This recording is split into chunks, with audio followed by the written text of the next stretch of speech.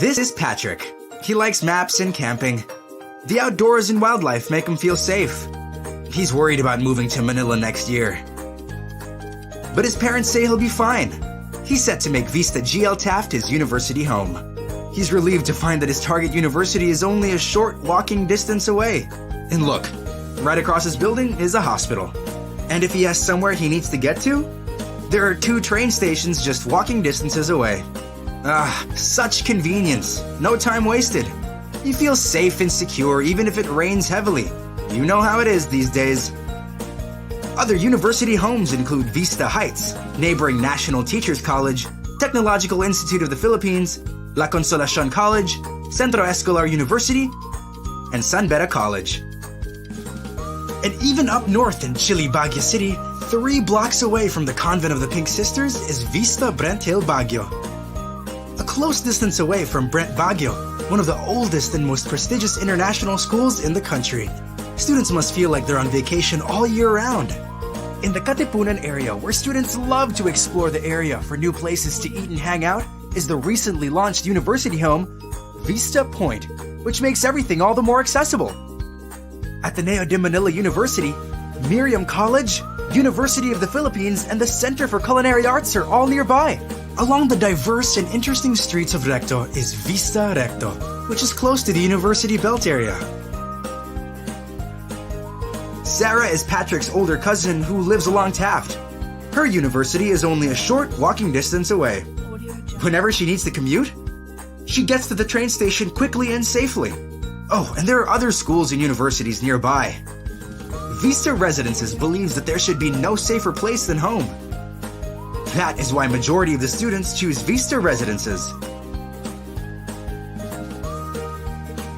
True to being the home within school distance, all our university residences have comfortable lobbies where your friends and study groupmates can meet up.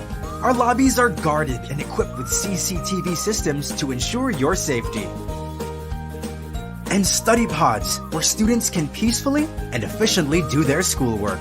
Our university homes have e-libraries, completely modern and ideal learning hubs where reading choices are endless. We also have multi-purpose halls where you can host parties, school meetings, study groups, and other activities. Keeping fit? Fitness centers are conveniently available in all our university homes.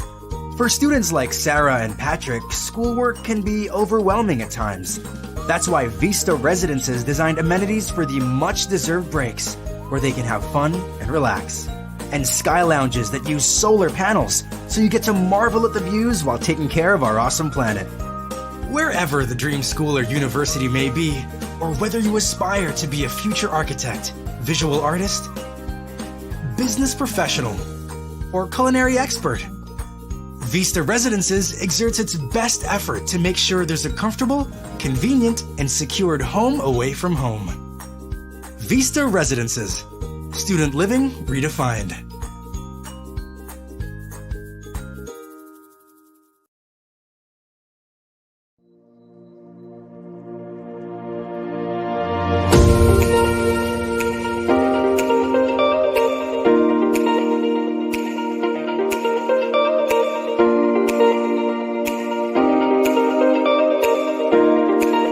endless and vibrant.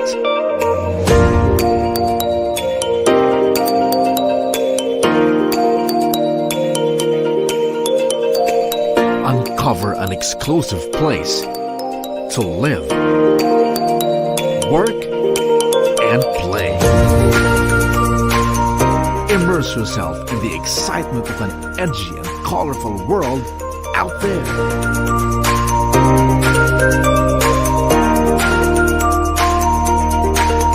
Step out to a world full of possibilities.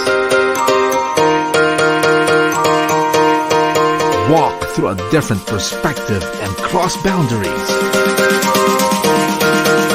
Your life designed for a unified purpose, an exploration of the world.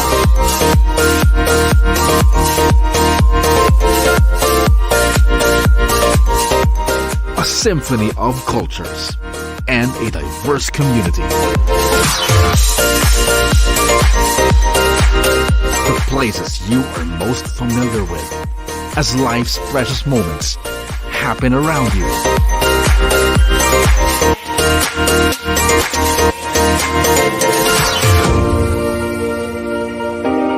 A highly distinctive development, giving unparalleled privileges. A landmark in a city of landmarks.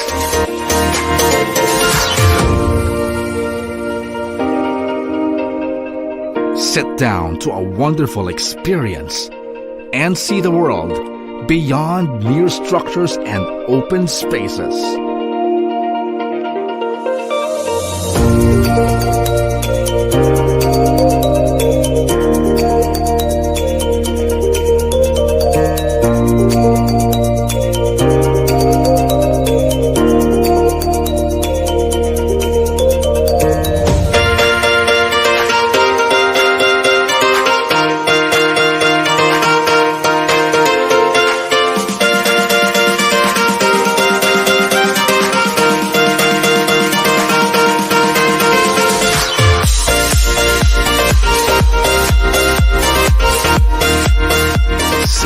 Differently. Take a fabulous 360-degree sight of the cityscape.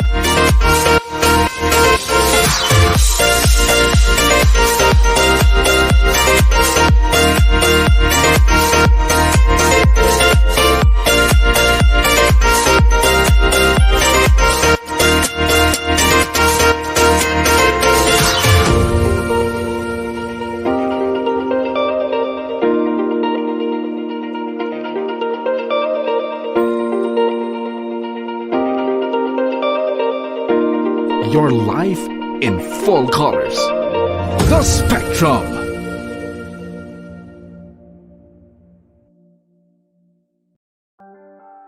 The future belongs to those who believe in it. There are those who simply look to the future.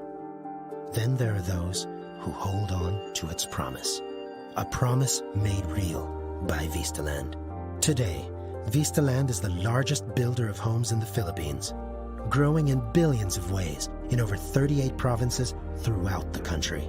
It is spread beyond 65 cities and municipalities with 42 vertical residences and close to 300,000 homes now built for Filipinos. Camellia has changed Filipino families forever by recreating a future that is about families reaching out to each other.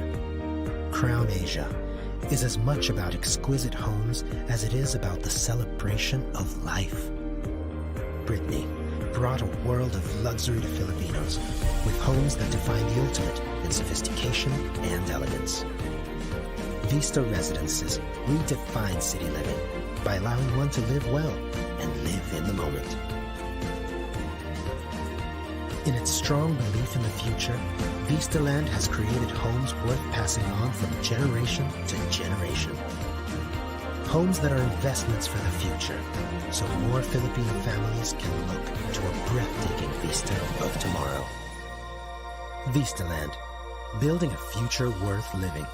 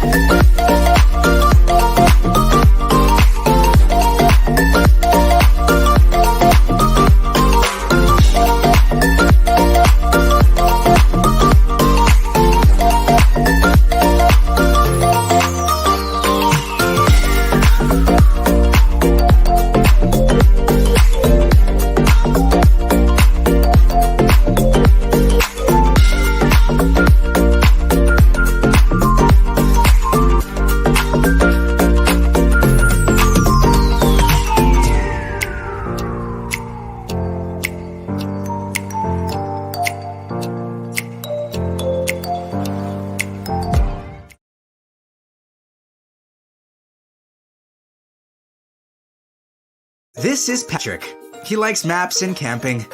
The outdoors and wildlife make him feel safe. He's worried about moving to Manila next year. But his parents say he'll be fine. He's set to make Vista GL Taft his university home. He's relieved to find that his target university is only a short walking distance away. And look, right across his building is a hospital. And if he has somewhere he needs to get to, there are 2 train stations just walking distances away. Such convenience. No time wasted. You feel safe and secure even if it rains heavily. You know how it is these days. Other university homes include Vista Heights, neighboring National Teachers College, Technological Institute of the Philippines, La Consolacion College, Centro Escolar University, and San Beda College. And even up north in Chile, Baguio City, 3 blocks away from the Convent of the Pink Sisters is Vista Brent Hill Baguio. A close distance away from Brent Baguio, one of the oldest and most prestigious international schools in the country. Students must feel like they're on vacation all year round. In the Katipunan area, where students love to explore the area for new places to eat and hang out, is the recently launched university home, Vista Point, which makes everything all the more accessible. Ateneo de Manila University, Miriam College, University of the Philippines, and the Center for Culinary Arts are all nearby. Along the diverse and interesting streets of Recto is Vista Recto, which is close to the University Belt area. Sarah is Patrick's older cousin who lives along Taft. Her university is only a short walking distance away. Whenever she needs to commute, she gets to the train station quickly and safely. Oh, and there are other schools and universities nearby. Vista Residences believes that there should be no safer place than home. That is why majority of the students choose Vista Residences. True to being the home within school distance, all our university residences have comfortable lobbies where your friends and study groupmates can meet up. Our lobbies are guarded and equipped with CCTV systems to ensure your safety. And study pods where students can peacefully and efficiently do their schoolwork. Our university homes have e-libraries, completely modern and ideal learning hubs where reading choices are endless. We also have multi-purpose halls where you can host parties, school meetings, study groups, and other activities. Keeping fit? Fitness centers are conveniently available in all our university homes. For students like Sarah and Patrick, schoolwork can be overwhelming at times. That's why Vista Residences designed amenities for the much-deserved breaks, where they can have fun and relax. And sky lounges that use solar panels, so you get to marvel at the views while taking care of our awesome planet.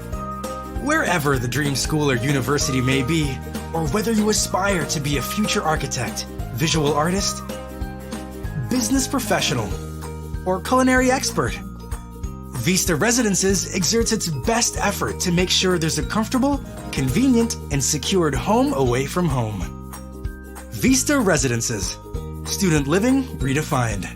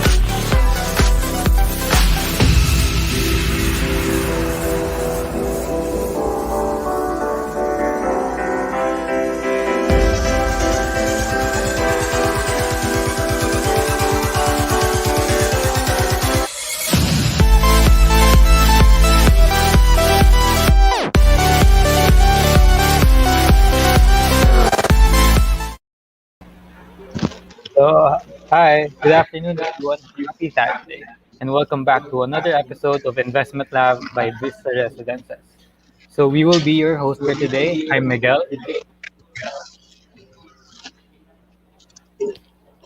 And I'm Steve.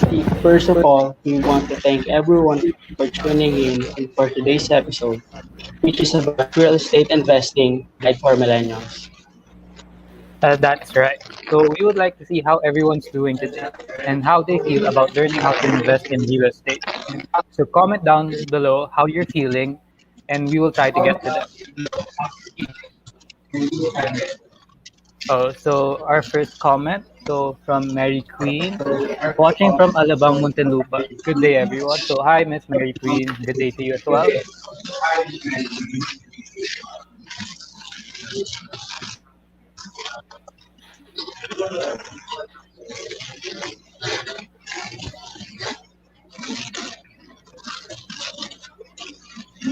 And the second comment is from Miss Amabel Mangaza, watching from Caloocan City. Hi, Miss.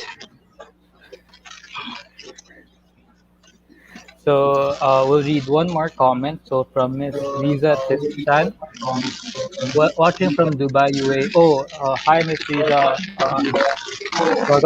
Thank you for joining us today.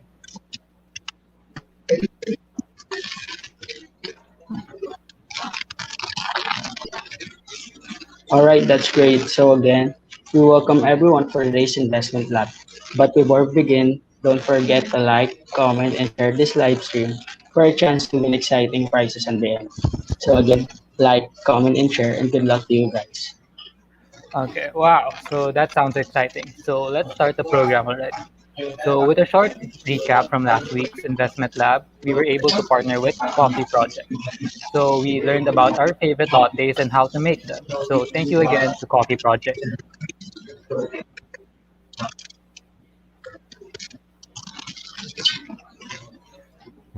Today, our topic is very timely with the recent popular trend of investing. So we invited an incredible speaker for today to talk about the real estate investing and guide on us on how we can do it too.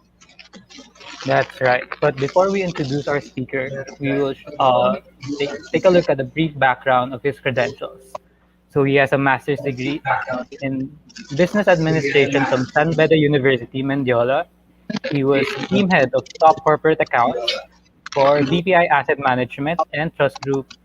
Then, currently, he is head of business development and education markets for First Metrosec. He was also part of 2013's top outstanding young employees of the Philippines. He is a licensed PSC, real estate investment trust salesperson, and those are just a few of his very many credentials. So welcome, Mr. Andro Leo Beltran. Yeah, Hi, good Sir Andro. afternoon. Yeah, good afternoon, Miguel. Good afternoon, Stephen, and to our viewers, no, from your Facebook and YouTube live stream. So Hey, yeah, sir, good good afternoon. afternoon po.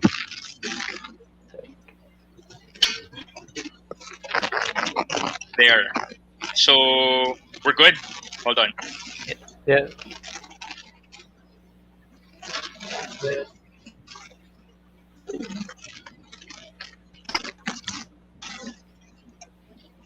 There you go. Again, thank you so much to Vista Residences for this opportunity. Good afternoon from wherever you may be. Whether you're from watching from the Philippines or even outside the country. Let me be the one to greet you. Good morning, good afternoon, and or good evening. So this is another session. This is another webinar made possible by Vista Residences Investment Lab, and this afternoon we're going to talk about real estate investing guide for millennials. Now, regardless of the generation, again, you might think that this is exclusively for millennials. You might think that this is something only millennials can relate to. But regardless of the generation, uh, we sometimes get lost. Again, regardless of the generation, we sometimes get lost. We run into obstacles, and sometimes we're forced to go a different path. Sometimes iniisip natin kailangan dito ko pupunta. Sometimes iniisip natin dapat ganito yung direction ko, ito yung pangarap ko. But for some strange reason, something happens, and our plans seem to just go awry. Now, similarly, when it comes to in reality, these are some things that we can't can't do something about, but we can always plan ahead. We can always ask the right people for direction. And I think in true millennial fashion, we can always run to technology for convenience, no? For it to be able to help us make things easier, make navigation quite more convenient. Similarly, when it comes to investing, especially our hard-earned money, it's always best that we again prepare ahead of time, for us to learn before we earn, because a lot of times, especially millennials, because of our sheer desire to earn money, because of our sheer desire to grow our money, we skip the learning part. We tend to go direct to the earning part, and that's why a lot of times Filipinos end up uh, getting victimized by investment scammers, because we're rushing into things, especially when it comes to money matters. It's also best that, as mentioned, to investigate before you invest. Again, remember that we're talking about hard-earned money. We're talking about hours of sacrifices. We're talking about weeks of overtime work. We're talking about months of preparation for a very big project, and it's a very big deal. It's no joke that we're talking about hard-earned money. So it's wise for us millennials, even if we're not if we're not from that generation. It's always best for us to investigate before we invest. Or am I talking to a legitimate investment professional? Am I talking to a legitimate real estate professional? Am I talking to somebody who can actually make sense of or give me some sense of direction when it comes to money matters? And most especially, again, it's always best for us to take advantage of fintech. Always best for us to take advantage of what the financial technological advantages can bring into the table. Now, exclusively, particularly for millennials, we are known to be the YOLO generation. We're known to be the you only live once generation. Ano ba tong ginagawa natin? What's with this YOLO generation? No? We think that it's okay for us to keep on enjoying ourselves. We think that it's okay for us to keep on splurging money. We think that it's okay for us to keep on spending our money. Millennials are also known to prioritize buying plane tickets over time deposits. We're also known to prioritize online shopping over online investing. But ladies and gentlemen, there's really nothing wrong when it comes to enjoying life. There's really nothing wrong when it comes to traveling. There's really nothing wrong when it comes to online shopping, for as long as it's something done with in moderation, because money is finite. You can only earn so much. You can only receive so much. But our list of wants, our list of needs, our shopping cart, our online shopping cart, it can be infinite. And that's why it's very best. It's wise for people. It's wise for millennials to take a look at several investment options that they can take advantage of for their money to make more money for them. And that is essentially the reason why, in partnership with, of course, made possible by Vista Residences, that is exactly why we are bringing you real estate investing guide for millennials. So again, as mentioned by Stephen, this is Andoy. I am the business development and market education head of First Metro Securities Brokerage Corporation. And I'm also the guy behind Let's Invest PH on Facebook, Instagram, and on YouTube. First Metro Sec happens to be the stock brokerage arm of the Philippines' strongest bank, Metro Bank. And we happen to be the 2017, 2018, 2020, and 2021 best broker in the Philippines. Now, just to share with you, before the pandemic, what I normally do on a daily basis, including weekends, on this Saturday, I normally go from campus to campus, office to office, island to island, and even country to country, talking to Filipinos, young and old, millennials or centennials, about anything and everything money, budgeting, saving, investing. I talk about management. I talk about career pathing. I talk about leadership. But during the pandemic, I saw myself naman bouncing from Zoom to WebEx to Teams, and now through StreamYard and Facebook and YouTube Live, because learning never stops, and learning should not stop. So does investing. Even if we're facing this pandemic, even if we're operating under limited capacity because of restrictions, no IATF restrictions, quarantine restrictions, learning should never stop, and so does investing. So investing should never stop, and that's why I saw myself, getting interviews, online interviews, Department of Finance, Bureau of Treasury, TGFI, TFT, the Filipino Times, our very own First Metro Securities' YouTube channel, and that pretty much paved the way to me establishing Let's Invest PH. But this afternoon, in particular, you, I'd like you guys to understand that I want you to change the way you look at money. Again, as mentioned previously, millennials were known to be the YOLO generation. We keep on spending. We want to enjoy our money.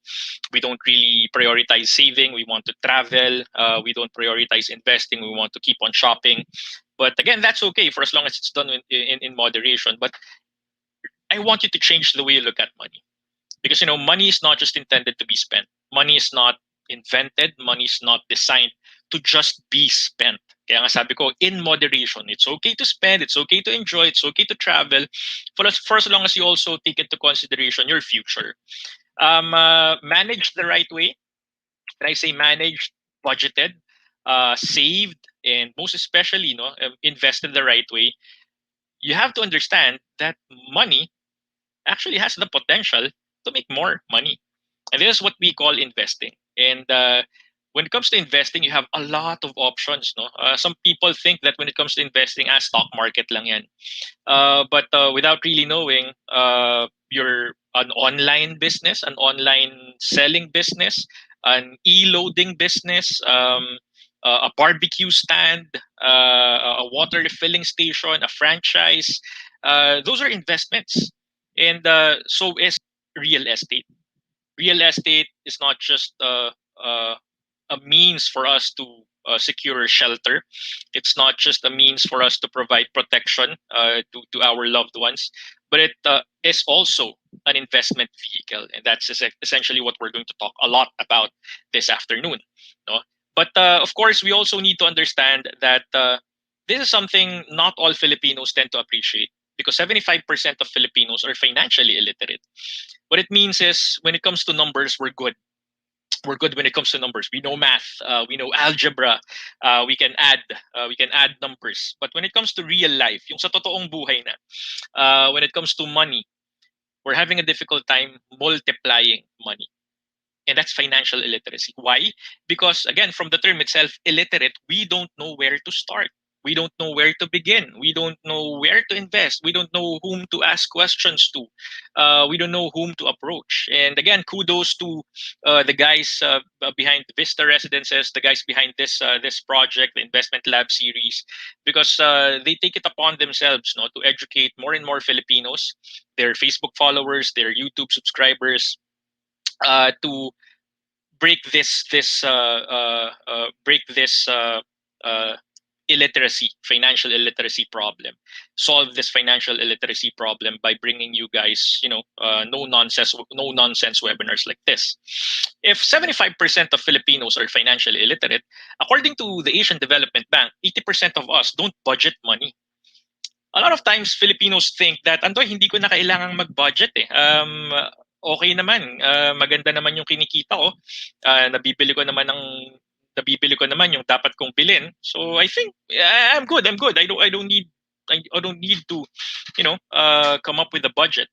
But the thing is, when it comes to money management, you can't manage money if you don't know how much, if you don't know, and if you don't know how to account how much is really coming in, and if you don't know how to account how much is really coming out. Because for all you know, baka naman akala mo okay yung flow ng pera mo, yung cash flow mo, inflow and outflow, pero baka naman may igaganda pa siya. Baka naman meron ka pang mga inflow na hindi na-account. Baka naman hindi mo na-account dyan yung nakukuha mong pera galing sa share mo sa business. Baka hindi mo na-account dito yung pera na nakukuha mo from your apartment rentals, di ba? Baka hindi mo rin na-account dito yung mga gastos. Kasi importante na nalalaman natin how much comes in and how much comes out. Kasi parang nag-iigib ka ng tubig dito eh. Nag-iigib tayo ng tubig or nag-iipon tayo ng pera, pero yung pangsalok natin butas. Doon pumapasok ang budgeting. Nakikita natin kung nasaan ang butas at natatakpan natin yung butas. The problem is, again, 80% of Filipinos happen to have butas na tabo.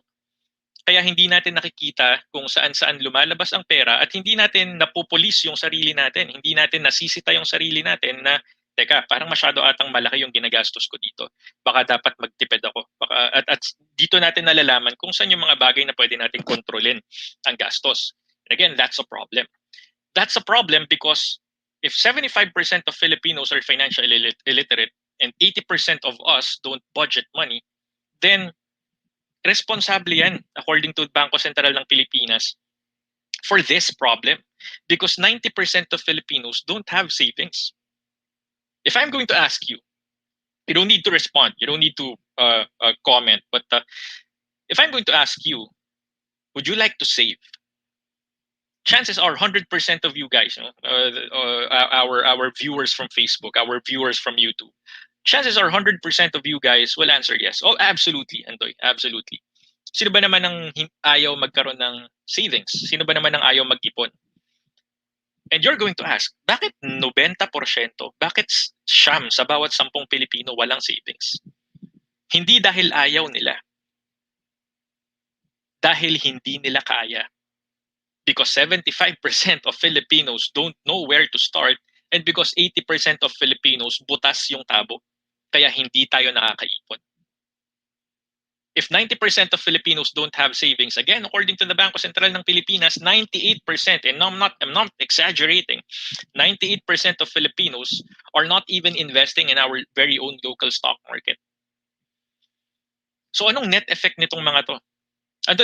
What's in it for me? Why do you even need to tell us these things? Financial illiteracy, not budgeting, not saving, not investing. Well, according to SSS, if we keep on being financially illiterate, if we keep on ignoring budgeting, if we don't save, if we don't find a way for us to save, and if we don't force ourselves to invest, SSS tells us that you, me, and the hundreds more watching this video, watching this live stream, we all have this 97% chance that by the time it's time for us to retire, we're still going to be broke. We're still going to be poor. We still don't have enough money to fend for our needs. Again, because we're financially illiterate, because we don't budget money, we don't save, and we don't invest. That's why we created this guide, to guide millennials from start to finish along the way for us to be able to help them get their investing right. So that means I am going to introduce you guys to the legitimate investment outlets that you can take advantage of. And they're arranged in that fashion, pataas, ulitin natin, no? So deposits, and then tataas ng konti, you have bonds, tataas ng konti, you have stocks, and then tataas ng konti, you have on top of let's say the food chain, or right at the pillar, you have real estate. All right. Why are they arranged in that fashion? Because of their risk, return, and time horizon features. Not all investments are created equal. Not all investments are created the same. But these are your legitimate investment outlets. They're arranged in that fashion because of their risk, return, and time horizon features. The higher the risk, the higher the return. The lower the risk, the lower the return. And you have deposits, you have bonds, stocks, real estate. How about time horizon, Andoy? Time horizon talks about our willingness and our ability. So it's if you're willing and able to let go of your money for it to work for you, and the longer amount of time you let go of your money, the higher it should pay you back. So it talks about you letting go, not of your jowa, but of your money for it to work harder for your money to keep on making money for you. So you have deposits, bond stocks, and real estate. So quickly, just a brief recap of our investment asset classes in the Philippines. They're legitimate because they have regulators. They have people looking after us as investors. So that means meron tayong investor protection. So just in case meron tayong questions, just in case meron tayong concerns, just in case meron tayong complaints, alam natin kung sino yung tatakbuhan natin. So for example, deposits.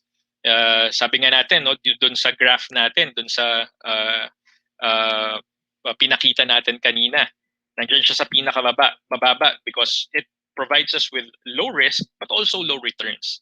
There's no such thing. So ngayon pa lang, sasabihin ko na sa inyo, there's no such thing as an investment outlet giving us low risk but high returns. Alam mo yung when you get approached by people, pare, dito ka na lang. Sis, dito ka na lang. Dito ka mag-invest. Walang kalugi-lugi dito. Sobrang laki ng kikitain natin. Doon pa lang sa statement na yun, no? Minus the pare part, minus the sis part. Doon pa lang sa statement na yun, makikita na natin na you are being promised two things. That when you invest in the business, or that when you hand over your money to your friend, you're given low risk. Sis, walang kalugi-lugi dito. And second part of the statement, sobrang laki ng pwede natin kitain. High return. And a lot of times when you get promised high returns and you get invited, no, to a business or an investment opportunity with a very, very, very low risk of losing your money, a lot of times that's a telltale sign of an investment scam. All right, because there's no such thing as an investment with low risk and high return. If it's a low risk investment, then dapat low return investment din siya. Similarly, you have deposits. Paano ba lumalaki ang kita natin sa deposits? Kasi kumikita tayo sa pamamagitan ng interest. And that's why the ideal time horizon there when it comes to you putting your money in deposits, short term lang, because again, maliit lang yung kinikita natin. You know, just a quick history, no. 2019, most big banks, ang interest na binibigay nila sa mga depositors, no. Tawag sa atin depositor kapag ang pera nasa bangko. 0.25%. So, yung mga tao ng 2019, pinagtatawanan yung 0.25%. Andoy, napakaliit naman yan. Halos hindi na ako kumikita. That's before tax. And that's 2019. Mid-2020, after, lalo na nung midst of the pandemic, most major banks slashed their deposit interest rates, no, from 0.25 na pinagtatawanan ng mga tao to 0.125%. So kinalahati. And that was 2020. And early 2021, most big banks from 0.25 2019 to 0.125 2020 to 0.0625 2021. Mas kinalahati pa nila. And I'm not saying these things to discourage you from saving. In fact, every time I get invited, no, to talk to people about investing, I always make it a point to encourage them to save muna for emergency funding purposes. No? 6 to 12 months worth of your average monthly expenses. But after that, you invest because, again, your money is not really growing that much when it comes to deposits. But then again, pagdating sa emergency fund, hindi naman intention natin to grow our money. Our intention when it comes to deposits or emergency funding is for us to have something to get, no, something na pwede nating pagkunan ng pera in times of emergency, family illness, a member of the family suddenly getting sick, yung hindi covered ng insurance na vehicular repair, household repair, sudden loss of income or biglang may nawalan ng trabaho. So doon natin kukunin yung pera na yun for us to be able to survive over the next 6 to 12 months. So that's it, deposits. And when it comes to regulators, sino bang nagbabantay sa atin? Sino bang nagbabantay sa mga bangko natin? You have the Bangko Sentral ng Pilipinas as its main regulator. Next up, you have bonds. Ito namang bonds na to, utang ng gobyerno or utang ng korporasyon sa atin. So tayo yung nagpapautang sa kanila. Binabayaran tayo niyan sa pamamagitan ng capital appreciation and coupons. So after the term of the loan, after the term of the bond, bukod sa regular coupons na binibigay sa atin, binabayaran tayo ng buo kung magkano yung ipinautang natin. So, unlike deposits, ito medium risk and medium return na to. Mas mataas na ang potential na kita mo, pero of course, mas mataas na rin ang risk involved. And dahil utang to, parang utang ng mga kaibigan natin, utang ng mga kamag-anak natin na sobrang hirap singilin, yun ang risk nito. Kasi may risk ka talaga dahil nagpautang ka, may risk ka na pwedeng hindi ka mabayaran.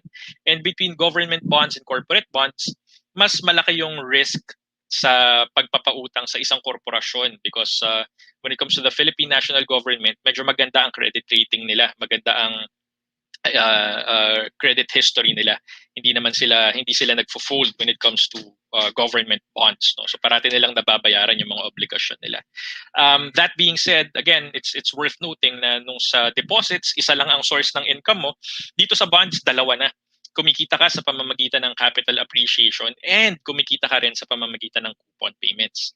And that's why the ideal time horizon here is medium term or better than 1 year to 10 years.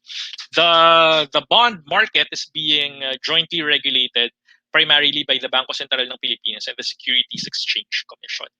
Next up, you have stocks. Again, ito yung isa sa pinaka-popular, no, na investment vehicles para sa mga millennials kasi sa palagay nila parang ang cool nito, ang social nito.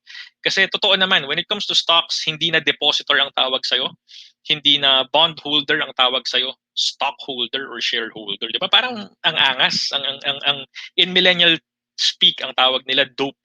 Ang galing, parang cool. Stockholder ako, shareholder ako. But the thing is, beyond its cool image, kailangan nating malaman na medyo risk ito. Kaya nga dito nakikita natin high risk, high return. Because you're already owning a business. When it comes to stock market investing, you're owning a business but you're not running the business. You're buying shares, you're buying ownership of the business pero hindi ikaw ang nagpapatakbo. Pagdating sa growth drivers, pinapakita ka nito sa pamamagitan ng capital appreciation. When you buy low and then you sell high. And then pinapakita ka rin sa pamamagitan ng dividendo. Ano ba tong dividendo, Andoy? Basically, share mo to sa kita ng kumpanya dahil co-owner ka ng isang kumpanya at kapag nag-distribute sila, na kumita sila sa profits, no? Pag profitable sila, dinidistribute nila yon sa pamamagitan ng dividends at binibigyan ka, binabahagian ka, depende sa porsyento ng share mo sa kumpanya. And that's why the ideal time horizon here is long term kasi nga gusto mong mas marami kang kitain na pera over the long term, kaya mas hahawakan mo pa o minsan mas bibili ka pa ng mas maraming shares ng kumpanya na yun para mas lumaki yung dividends mo. That's why the ideal time horizon is long term or better than 10 years. Now, it's being regulated by the Securities Exchange Commission, the Bangko Sentral ng Pilipinas, and the Philippine Stock Exchange. No? So kung may problema kayo, may tanong kayo, meron kayong reklamo, ito yung mga lalapitan nyo. At importante na alam nyo to kasi kung hindi ka nag-i-invest sa deposits, kung hindi ka nag-i-invest sa bonds, kung hindi ka nag-i-invest sa stocks, kung hindi ka nag-i-invest sa real estate, wala dito ang mga pinag-i-investan mo, malamang sa malamang walang nagre-regulate dyan. No? So mamaya pag-uusapan pa natin yan. And then of course, we're going to talk about real estate. Nandiyan siya sa bandang huli. Sabi nga natin, save the best for last. No? But nandiyan talaga siya sa pinakahuli because of its higher risk but higher returns potential. So nandiyan siya sa pinakatuktok, hindi dahil siya yung bida natin dito sa usapan, pero talagang nandiyan siya sa tuktok dahil higher potential risk, but again, higher potential return ang pwede nating makuha. Kung ikaw yung tipong nagfi-flip, tawag nila doon flipping or buy and sell ng real estate, meron tayong posibleng kitain sa pamamagitan ng capital appreciation. Kaya nga, ito yung madalas na sinisingil, no? China-charge yan ng BIR ng capital gains tax because capital gains, nabili mo ng mababa, na ibenta mo ng mahal, yung difference nun, yun ang tataksan ng BIR. Doon magbibigay ng taxation ng BIR. And then kung ikaw naman yung tipong walang panahon na mag-buy and sell, gusto mo ownership lang, you maintain ownership of your real estate, meron tayong potential na rent income or lease income. Ipaparenta mo, ipapalis mo yung condo mo, yung isang bakanting lote mo, papalis mo sa isang gasoline station sa probinsya, for example. You have an apartment na ayaw mong ibenta, so gusto mo, you keep on owning it, and then sa'yo mapupunta yung rent ng mga tenants. No? That's why the ideal time horizon, especially when it comes to real estate, is longer term naman, more than 10 years, so similar to stocks. When it comes to regulators, it's being regulated by quite a number of agencies, quite a number of regulators. You have the Bureau of Internal Revenue, sila yung nagbibigay ng guidance when it comes to zonal values. You also have HLURB, the Housing and Land Use Regulatory Board. You have RD, Registry of Deeds. You have the Bangko Sentral ng Pilipinas. And of course, you have the Securities Exchange Commission. But dito sa mga pinag-usapan natin ng mga legitimate investment outlets, patasabi natin ng deposits, napakadaling umpisahan. For as little as 500 pesos, pwede ka mag-open ng deposit account. Ang bonds, madaling gawin kasi online na rin yan eh. Pwede ka nga mag-invest sa bonds online na hindi ka lumalabas ng bahay. 5,000 pesos minimum. Minsan nga merong nagre-release ng premium bonds, 500 piso lang ang minimum. So madali lang. Stocks, ganun din. Sobrang daling mag-open ng stock brokerage account. Mamaya, tuturuan ko kayo. No? Pero pagdating sa minimum investment amount, murang-mura lang din. Affordable, very affordable, lalo na for millennials, 5,000 pesos. No? The problem is, isa rin sa dahilan ba't nandyan sa pinakatuktok ang real estate is because mahal. Para makabili ka ng isang bakanteng lote, para makabili ka ng bahay at lupa, para makabili ka ng condo unit, medyo malaking pera ang kailangan mo. Kaya maganda mapag-usapan natin kung bakit ba ganun kamahal ang real estate. No? Pag-usapan muna natin ang law of supply and demand. Abang nag-i-increase ang supply ng isang bagay at bumababa ang demand para dito, bumababa ang presyo. Isang pinakamagandang example dito, face shield. Sometime 2020, nung hindi pa naman nire-require ang face shield, naramdaman natin nung nag-aalburuto ang bulkang Taal. Tumaas ang demand para sa face masks kasi napunta dito sa bandang business Central Business District ng Manila ang abo, no. So tumaas ang demand for face masks. Face mask muna, no. Tapos pagkatapos nun, akala natin tapos na yung issue, tapos na yung hype, no, pagdating sa face mask until nagkaroon ng COVID-19. So, ang sinasabi natin, kapag nag-i-increase ang supply ng isang bagay at bumababa ang demand, bumababa ang presyo, nung panahon na ni-require ang lahat ng Pilipino na magsuot ng face mask at face shield, lalo na kapag lumalabas ng bahay, makakabili ka ng face shield ng 150 to 200 pesos online. Yun yung presyuhan niya. And ngayon, look it up. Tingnan nyo sa Facebook Marketplace magkano ang isang face shield. Minsan, 10 piso isa, 20 pesos isa, 50 pesos dalawa. Bakit ganun biglang bumaba? Dahil halos lahat, marami tayong supply dumami ang supply ng face shield, bumaba ang demand. Bakit bumaba ang demand? Kasi ang face shield, hindi naman siya disposable. Pwedeng kapag maingat ka sa isang bagay, bumili ka ng face shield noong 2020, baka pwedeng hanggang ngayon ginagamit mo pa siya. Importante lang doon, dapat inaalkoholan mo, dinidisinfect mo every so often. And that's why nagkaroon ng decrease sa presyo ng face shield. No? Now, anong kinalaman nito sa real estate? Dito tayo sa susunod na example. Kapag bumababa ang supply, pero pataas ang demand, tumataas ang presyo. Again, anong kinalaman nito sa real estate? Ang kinalaman nito sa real estate, parami ang populasyon sa mundo. Dito na lang tayo sa Pilipinas, paparami ang tao dito sa Pilipinas. At kung tatanungin mo isa-isa ang mga tao, bigyan mo nga ako ng top 3 goals mo in life. Malamang sa malamang, isa dun sa tatlo na yon, sasabihin nila, Adoy, gusto kong yumaman, gusto kong magpakasal, gusto kong magkaroon ng sariling bahay at lupa. Madalas ganun kasama yon. Top 3, top 5 goals in life ng Pilipino, nandyan ang bahay at lupa. Ibig sabihin, kung halos lahat ng Pilipino gustong magkaroon ng sariling bahay at lupa, mataas ang demand for real estate. Tama? Ang problema, hindi naman nagkakaroon ng additional real estate. Hindi naman nanganganak ng bakanting lupa ang mundo. Ang tawag natin sa kanya, Mother Earth, pero hindi siya nanganganak ng lupa. So, ibig sabihin nito, nababawasan ang supply. Every time merong sa village nyo, for example, every time merong nagpapatayo ng bagong bahay, nababawasan ang bakanting lote. 'Di ba? Every time may nagpapatayo ng bagong condominium unit, condominium tower, nababawasan ng bakanteng lote. Before, I mean, some 5 years ago, marami ka pang makikitang bakanteng lote at parking lot sa BGC, pero ngayon halos wala na. Similarly, ganun din sa Makati, some 10 years ago. Some 10 years ago, ganun din sa Ortigas Central Business District. No?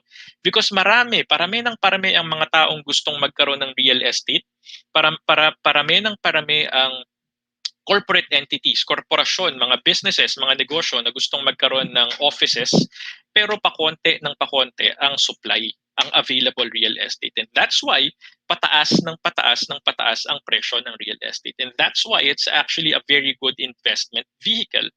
Because mula ngayon hanggang bukas, ganyan pa rin ang storya. Pataas pa rin ang demand for real estate at pakonte pa rin ang supply. And that's just because of the law of supply and demand. Another thing I'd like you to imagine is some 10, 20 years ago, okay lang sa mga nanay, tatay natin, tito, tita, lolo, lola natin na ang pangarap nilang bahay bungalow.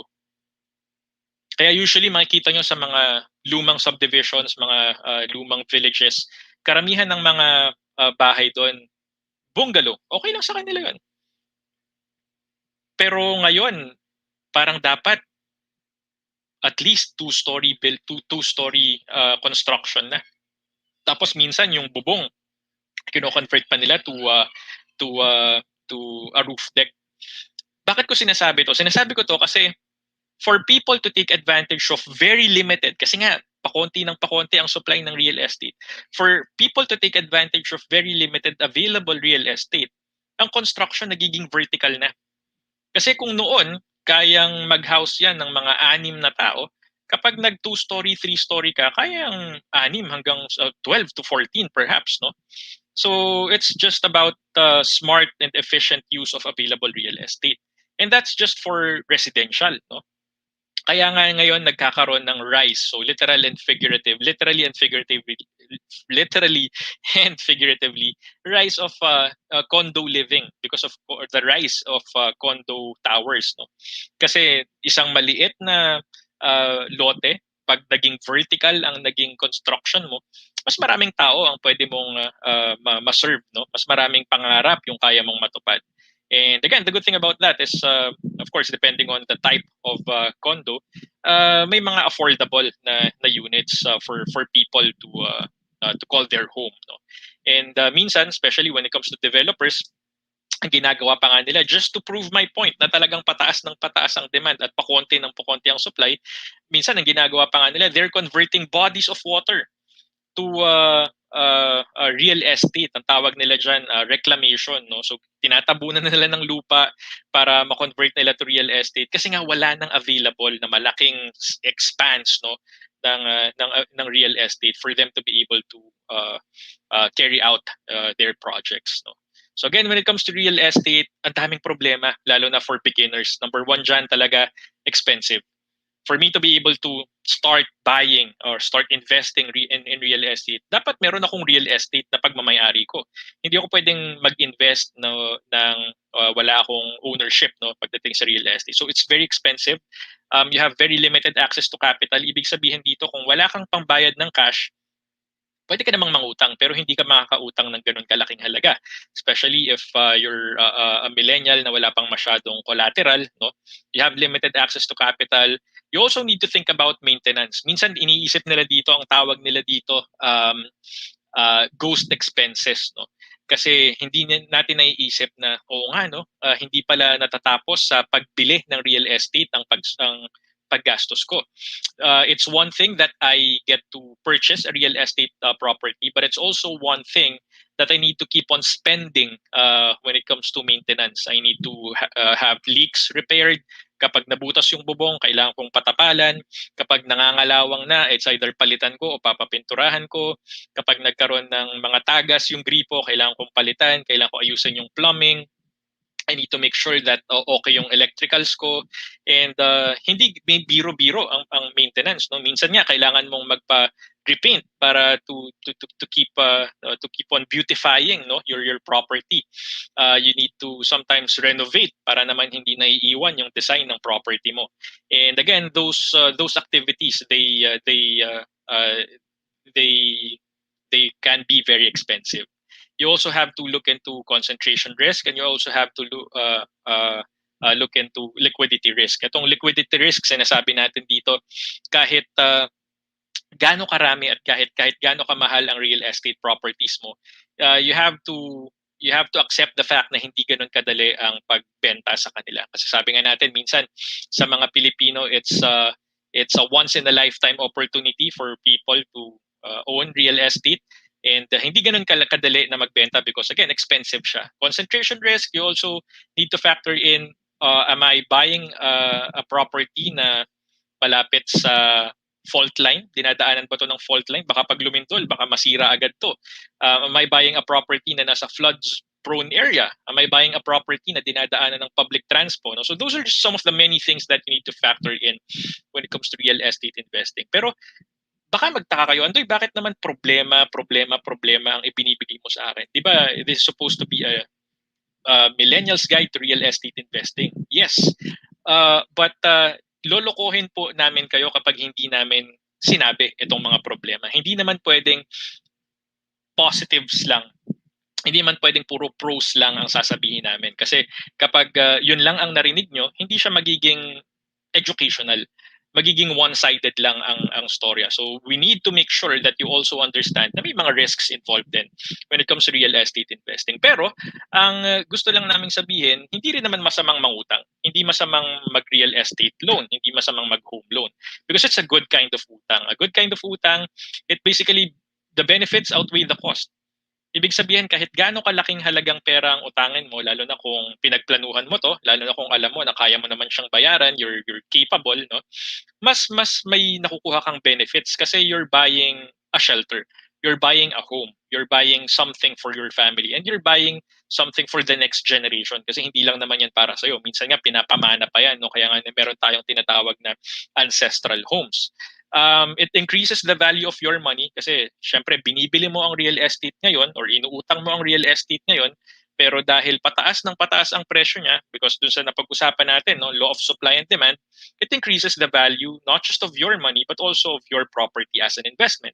And most especially, you have to factor in that the asset's lifespan or your house's lifespan or your condo unit's lifespan can be greater than the term of the loan. So ibig sabihin, kung nangutang ka for 10 years to pay or 20 years to pay, if you're able to maintain it properly, if you're able to, take good care of it properly, your house and lot, your condo unit, malamang after 10 years buhay pa yan, napapakinabangan mo pa. Malamang after 20 years buhay pa yan, napapakinabangan mo pa, no?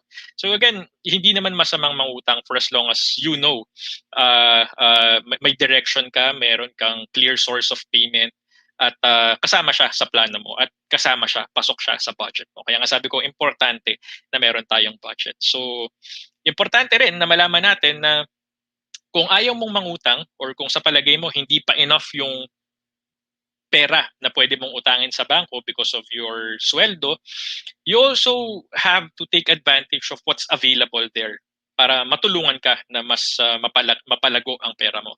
And I'm talking about budget-friendly investment outlets, no? Para habang nag-iipon ka, habang nagtatrabaho ka, yung pera na iniipon at kinikita mo, napagtatrabaho mo rin, no, sa pamamagitan ng pag-i-invest. And that's, I think, the wisest thing millennials right now should do. Sabi ko nga, hindi masamang mag-enjoy, hindi masamang mag-travel, hindi masamang mag-online shopping for as long as you do it in moderation and for as long as meron kang budget na sinusunod. You have stocks to work for you. No? Minsan iniisip ng mga tao, stocks, kailangan ko ng malaking halagang pera, kailangan ko maging business grad, kailangan kong tutukan ng market, kailangan naiintindihan ko yung mga complex numbers and charts. Pero sa totoo lang, especially if you're just about to begin, no, hindi mo muna kailangang pagproblemahin itong mga to. You talk about stocks, you talk about close to 300 listed stocks in the Philippines you're supposed to choose from. Pero kung nalilito ka dyan sa 300, you have blue chips to choose from. You have the Philippine Stock Exchange Index, tawag nila dyan minsan index stocks, ang tawag nila sa kanila minsan blue chip stocks. So they happen to be the best companies in the Philippines, the most heavily traded, the most liquid, the most stable companies in the Philippines. They're historically proven to weather or outlast economic downturns, including pandemics. They happen to be the biggest, if not the biggest, in their respective sectors. Blue chip companies are top of mind when it comes to branding, and most especially lalo na sa atin, no, bilang investors, importante to because they are consistent when it comes to dividend payments. And that being said, kung consistent sila sa dividend payments, ibig sabihin they're profitable kasi hindi ka naman pwedeng magbigay ng dividendo kung wala kang pagkukunan na profits. Sabi ko nga kanina, investing in stocks is like owning a business without having to run a business. Hindi mo kailangang mag-open ng branch ng maaga just because you're a stockholder. There are people who are supposed to do that. Hindi mo kailangang umakyat ng poste para magpalit ng bumbilya ng kuryente para dahil stockholder ka ng isang kumpanya. No? Parang hindi mo kailangang gawin yun. They have people who are supposed to do that. No? It's owning a business without having to run a business. And you get to co-own the best businesses in the Philippines for as little as 5,000 pesos. Sabi ko nga, budget-friendly to. Importante na meron kang pinaglalaanan ng pera para habang hindi mo pa afford bumili ng real estate, ito yung tumutulong sa'yo. Ito yung mga bagay na tumutulong sa'yo para palaguin yung pera, para mas mapabilis yung pag-acquire mo ng real estate property. Sabi nga natin, when it comes to stock market investing, your money makes more money two ways. You have capital appreciation and you also have dividends. Capital appreciation, when you buy low and then you sell high. When you buy low and then you sell high. That's capital appreciation. But you also have dividends. Etong dividends naman na to, hindi mo siya makukuha kung buy and sell ka.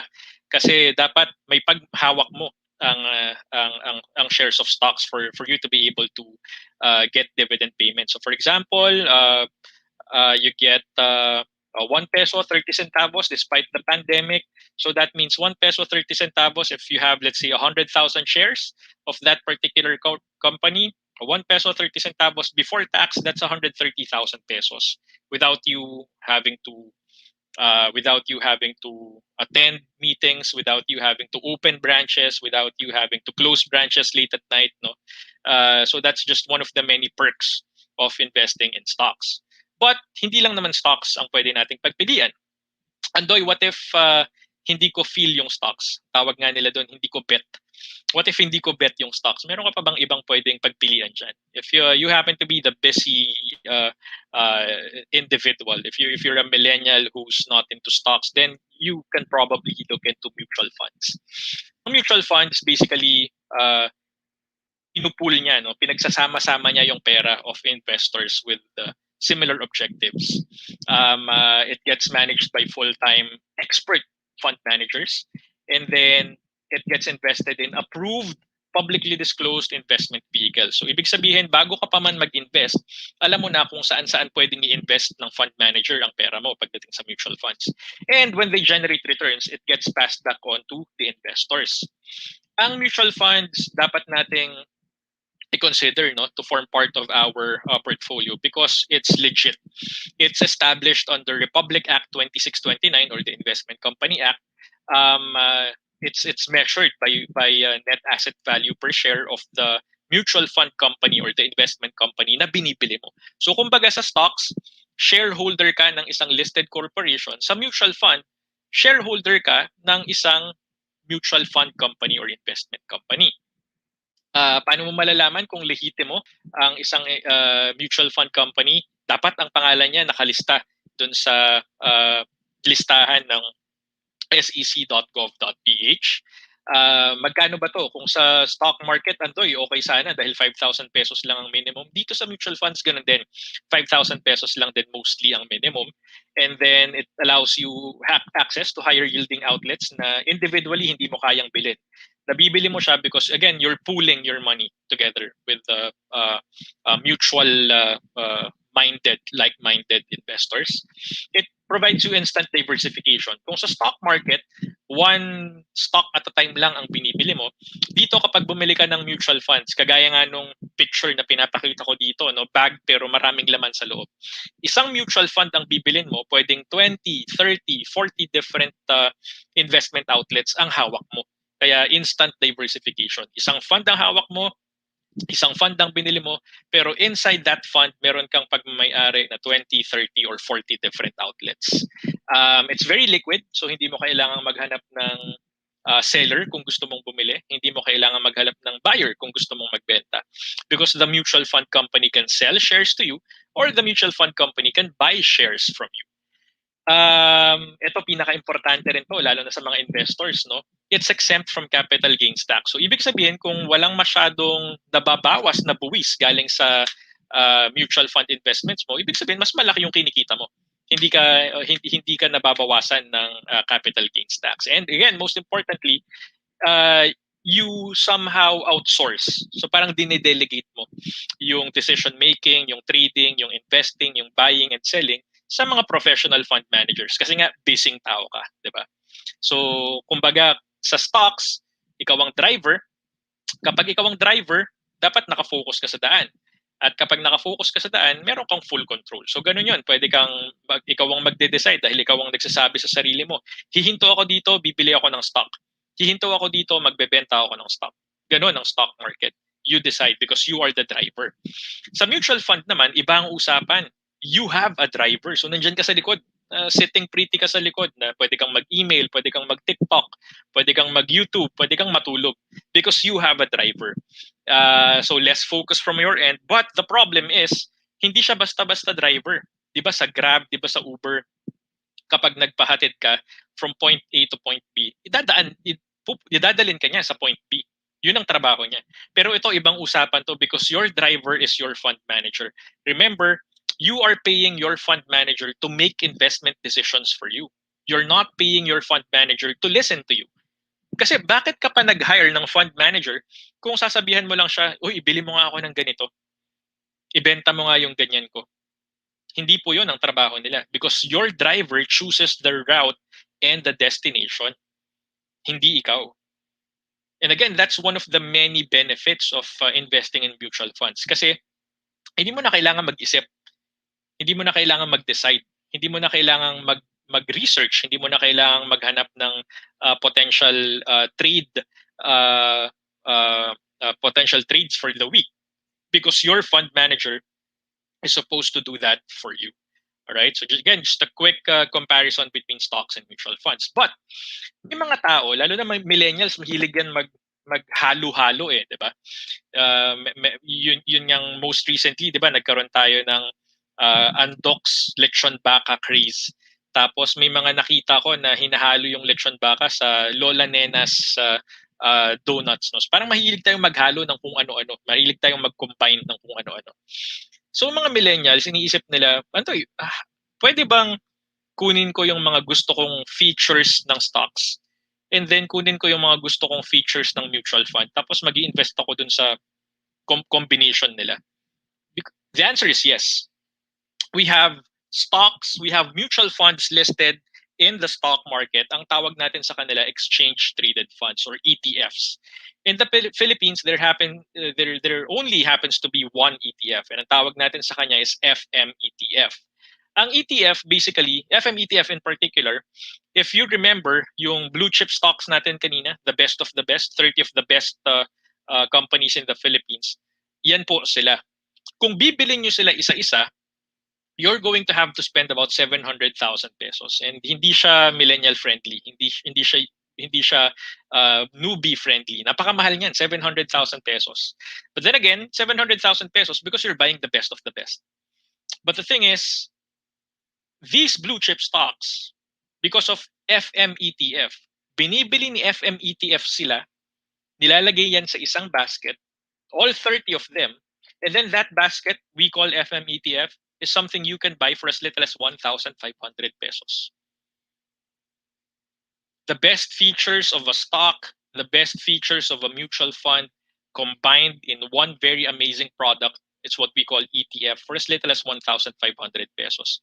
It's as if you're buying one, but you're getting 30 of the best stocks in the Philippines. Again, for as little as 1,500 pesos. It's affordable. It's super simple. It's tradable. Ibig sabihin, kapag binili mo ng umaga, tapos kumita ka ng malaki sa hapon, pwede mo na siyang ibenta. Walang holding period. Hindi kagaya ng mga mutual funds, hindi kagaya ng time deposit. So it's very tradable and it's being managed by an award-winning group of guys. No? And another thing I'd like you to understand is meron din tayong real estate. Pero sabi nga natin kanina, Andoy, napag-usapan na natin kanina, di ba sabi mo sa amin, expensive yan. Sabi mo sa amin, may limited access to capital, pero pwede naman kaming mangutang. Sabi mo sa amin, mahirap mag-maintain, gagastos din kami. You have concentration risk and you have liquidity risk. Yes, lahat po yun, lahat ng problemang yan pinag-usapan natin kanina. But all those problems can be solved by what we call the Real Estate Investment Trust. Ito po, isa sa pinakabagong investment outlet na legitimate sa Pilipinas. A Real Estate Investment Trust, kung kanina yung FM ETF is a combination of stocks and mutual funds, Real Estate Investment Trust, combination naman siya ng real estate at mutual funds. Pag pinagsama mo ang real estate at mutual funds, you have real estate investment trusts.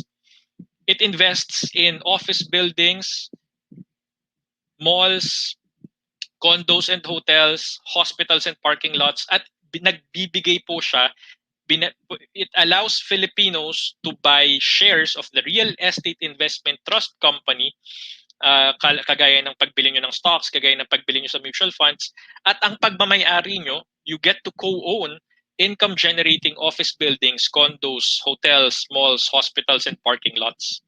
So imbes na businesses ang binibili nyo, kagaya ng stocks, imbes na shares of mutual fund companies ang binibili nyo, kagaya ng mutual funds, imbes na the best of the best stocks in the Philippines ang binibili nyo sa ETF, dito sa Real Estate Investment Trust, co-owners kayo ng office buildings, malls, condos, hotels, hospitals, and parking lots for a very minimal capital requirement.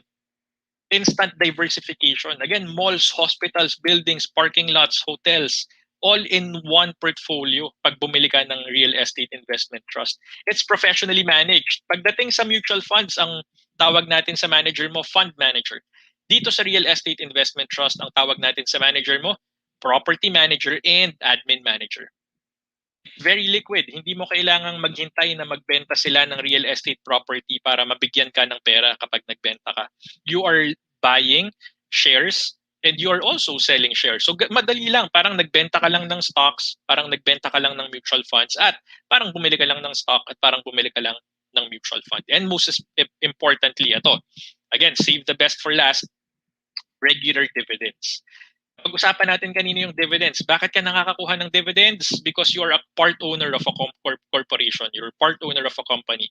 Dito sa Real Estate Investment Trust, bakit ka nakakakuha ng dividends? Because you're a part owner of these real estate properties. And the good thing about that is when it comes to REITs, they are, by law, nasa batas, they are supposed to distribute 90% of their profits by way of dividends. And yung dalawang listed na real estate investment trusts natin, every quarter sila nagbibigay ng dividendo. So every 3 months, kung real estate investment trust investor ka, every 3 months you're getting something from your investments. Again, regular dividends, by law, they're supposed to distribute 90% of their income. All right? Now, another comparison, kung bibili ka ng malls, hospitals, office buildings, condos, hotels, no, parking lots, prepare to spend billions of pesos. I think, alam nyo na naman yan, millions to billions of pesos because buildings yung pinag-uusapan natin eh. But when it comes to Real Estate Investment Trust, magkano ba ang minimum dyan? 2,100 hanggang 3,500 minimum. Kaya nga sabi ko guys, no, when I introduced, when I started, stock market investing, mutual fund investing, exchange traded fund investing, real estate investment, trust investing, these are budget-friendly, millennial-friendly investment outlets na pwede nyong i-take advantage para makatulong sa inyo, makatulong sa trabaho nyo, makatulong sa sweldo nyo, para mas mapabilis ang pag-iipon at pag-iimpok at pag-i-invest nyo para sa real estate investment nyo. All right? And the good thing about that is our friends from Vista Land, they are actually planning to list at mag-release, no, mag-offer ng REIT either 2020 or 2021. So these are just some of the many news bits na nakuha natin that Vista Land is actually planning to offer REIT to the market. So that's something we are actually looking forward to. No? So apart from their real estate properties, apart from their condos, apart from Vista Residences condos, no, na swak na swak for millennials, another thing worth looking into is their REITs na hopefully by 2020 or 2021 ma-release na sa market. All right. So again, just a quick recap for you to be able to buy businesses without running businesses, stocks for as little as 5,000 pesos.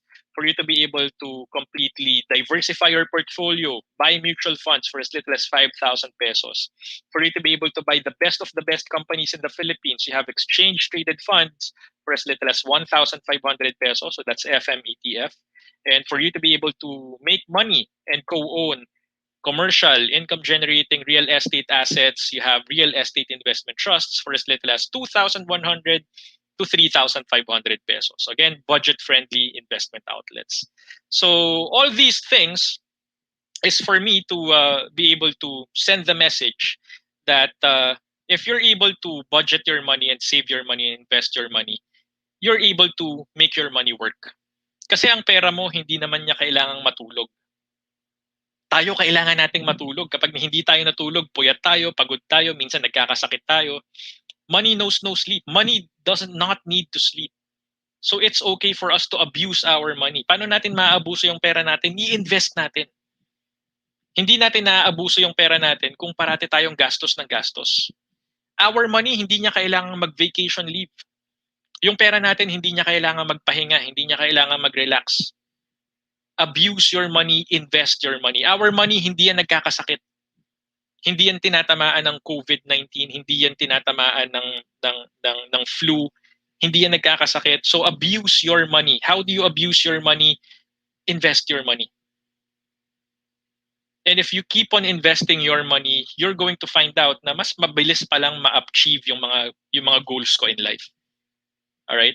But in the Philippines, only 10% of Filipinos save, but 83% of us have high-end mobile phones. But we keep on making excuses, Andoy, I can't save, I can't invest because I don't have money. Only 0.7% of Filipinos have online investment accounts, but 48% of us have online social media accounts. It only takes me, personally, 5 minutes every payday, 5 minutes every month to invest online. But Filipinos, on the average, we spend 3.5 hours a day on social media. And we keep on telling ourselves, Andoy, I can't invest. I don't have time. We all have money. We just choose to spend our money buying the wrong stuff. And we all have time. We just choose to spend our time doing the unproductive stuff. So it's really all up to you on how you're supposed to make the most out of your money and how you're supposed to make the most out of your time. Sabi nga nila, habang tumatanda tayo, habang bata tayo, marami tayong oras, marami tayong energy, pero konti yung pera natin. Habang bata tayo. Pero habang tumatanda tayo, nababawasan yung oras, nababawasan yung energy, pero lumalaki yung sweldo. Habang tumatanda tayo, nababawasan yung oras, nababawasan yung energy, pero tumataas yung sweldo. Habang tumatanda tayo, nababawasan ng panahon, nababawasan ng energy, pero tumataas ang sweldo. Kaya ako sinasabi sa inyo to kasi madalas ang iniisip ng mga tao, Andoy, tsaka na lang ako mag-i-invest kapag malaki na ang sweldo ko. Pero kapag malaki na ang sweldo mo, baka wala ka ng panahon mag-invest. Kasi ang excuses natin kapag bata pa tayo, Andoy, masyado pa akong bata, masyadong seryoso yung usapan na yun, tsaka ako na lang iisipin yan. At 30, iba na yung priorities mo. Andoy, I just got married, I just got engaged. I'll prioritize my day-to-day needs first. I'll prioritize my wedding first. Tsaka na yan. By the time you turn 40, I still have kids to raise, no? I have tuition fees to pay. Maybe next time na yung investments na yan. By the time you turn 50, Andoy, I'm about to retire. Pare, tsaka na yan. Baka yung anak ko na lang yung mag-i-invest para sa akin pagka-graduate niya. Hanggang sa hindi ka na nakapag-invest because you keep on making excuses. And that's reality. Sabi nga natin, no, we're financially illiterate, we don't budget, we don't save, we don't invest until by the time we retire, we're still poor. It's very important to know that when you start investing early, you millennials, we millennials, mas cheap para sa atin. Ito halimbawa, 20 years old, nag-start ka mag-invest 3,000 a month or 1,500 kada sweldo. Hanggang sa maging vice president ka na, 3,000 kada buwan pa rin ang ini-invest mo hanggang sa mag-age 60 ka. Ibig sabihin, ang goal nito, mag-retire at age 60. 20 years old, 40 years ang time horizon niya. Ang total out of pocket niya, 1.4 million pesos lang. And if the stock market continues to return 10% per annum, this 20-year-old guy, 40 years after, will have an extra 16.7 million pesos in retirement money. Paano kung hindi siya nag-invest? Sabi niya, sige, mag-start na lang ako at age 30. Pero yung 3,000 a month, dodoblehin ko yan kasi sabi mo nga, no, mas malaki na ang kinikita ko ngayon. Ang problema, nawalan ka ng 10 taon. So 6,000 over the next 30 years, kahit maging vice president na siya, 6,000 pa rin kada buwan ang ini-invest niya. Total out of pocket tumaas from 1.4 to 2.1 million pesos. And if the stock market continues to return 10% per annum, this 30-year-old guy, 30 years from now, will get an extra retirement money of about 12.5 million pesos. Still not bad. Pero ang laki ng difference kung nag-umpisa lang siya ng mas maaga. Mas cheap pa, mas mabigat, mas magaan pa sa bulsa. Pero hindi pa rin niya ginawa. Hindi siya nag-invest ng 20, hindi siya nag-invest ng 30, nag-invest siya ng 40. Pero sabi niya, medyo mayabang na kasi mayaman na eh. From 3,000, na ginawang 6, ngayon gagawin ko yan Andoy 12,000. The problem is, 40 years old siya nag-umpisa, he only has 20 years of time horizon until he turns 60. Total out of pocket increases from 1.4 million to 2.1 million to 2.8 million. And if the stock market continues to return 10% per annum, this 40-year-old guy, 20 years from now, will get an extra 8.7 million pesos. Again, still not bad. Sino magrereklamo sa 12 million? Sino magrereklamo sa 8.7 million? Wala. But still, sinasabi ko lang, cheaper if you start early, and it's more convenient, and you also get more in return. Kasi mas matagal ang time horizon mo. Sabi nga natin, no, elementary math, ang equation ng interest, I equals PRT, principal times rate times time. No matter how small the principal is, no matter how small your rate is, kung yung time horizon mo ay mahaba, then it's going to make a lot of difference. Last, you have a 50-year-old guy from 3,000 to 6,000 to 12,000 a month, dinoble niya ulit, 24,000. Ang problema lang, kahit 24,000 a month ang ini-invest niya, 10 taon na lang magre-retire na siya. So 10 taon na lang yung time horizon niya. Total out of pocket is 2.8 million. And even if the stock market continues to return 10% per annum, that's still 4.8 million pesos. Again, still not bad, pero ang laking sayang, lalo na sa panahon. So again, the message is very clear. Please take advantage of time and take advantage of your youth. All right? So again, the stock market and the Philippine economy, may mga dahilan kung ba't siya bumabagsak. Mount Pinatubo, territorial dispute, terrorism, Asian financial crisis, the dot-com bubble, you have Estrada impeachment, you have SARS-CoV, you have the global financial crisis, you have the MERS-CoV, you have Yolanda, you have OPEC cut, China crash. At the start of 2020, we thought it was just Taal volcano until COVID-19 happened and the COVID variant happened. May dahilan kung ba't siya bumabagsak. But if you're going to closely look at the chart, every time the market goes down, it just keeps on recovering. It just keeps on rebounding. It just keeps on bouncing back. And that's the bounce back that we're supposed to take advantage of.